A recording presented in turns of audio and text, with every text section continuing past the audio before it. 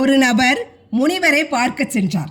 அவரிடம், ஓடிக்கொண்டே இருக்கிறேன், பல பிரச்சனைகள் எனக்கு, வீட்டில், தெருவில், ஊரில், வேலை செய்யும் இடத்தில் என எங்கு பார்த்தாலும் ஒரே பிரச்சனைகள், தூங்க முடியவில்லை, எனக்கு ஒரு தீர்வு சொல்லுங்கள் என்றான். அப்போது மாலை நேரம். முனிவர் அவனிடம், தோட்டத்திற்கு சென்று ஒட்டகங்கள் என்ன செய்து கொண்டு இருக்கின்றன என பார்த்துவிட்டு வா என்றார்.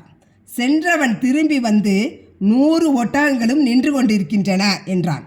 நல்லது, அந்த 100 ஒட்டகங்களும் தரையில் படுத்தவுடன் அங்கே இருக்கிற ஓய்வறையில் நீ படுத்து தூங்கிவிட்டு காலையில் திரும்பி வா என்றார். சரி ஐயா என்றவாறு தோட்டத்திற்கு போனவன் கண்களில் தூக்கமின்றி களைப்புடன் காலையில் திரும்பி வந்து, ஐயா, இரவு முழுவதும் தூங்கவே இல்லை என்றான். என்னாச்சு என்றார் முனிவர். சில ஒட்டகங்கள் தானாகவே தரையில் படுத்துவிட்டன.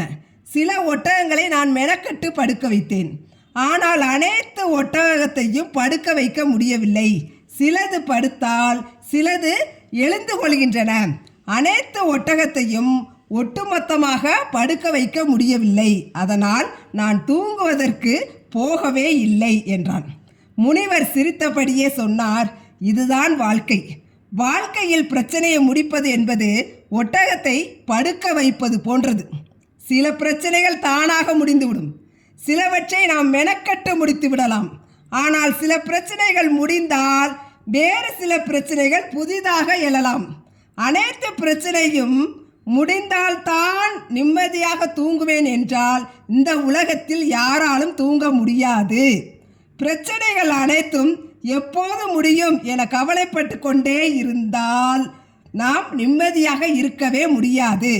தீர்க்க முடிந்தவற்றை தீர்த்துவிட்டு மற்றவற்றை காலத்தின் கைகளில் ஒப்படைத்துவிட்டு உனக்கான ஓய்வறையில் நிம்மதியாக இருக்க கற்றுக்கொள் என்றார்.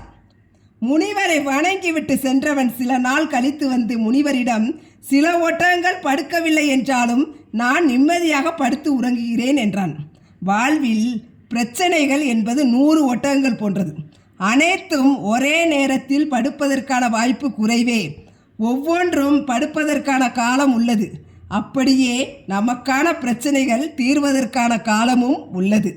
ஆக சிலவற்றை காலத்தின் கரங்களில் ஒப்படைத்துவிட்டு வாழ்வை அமைதியாக அனுபவிப்போம்.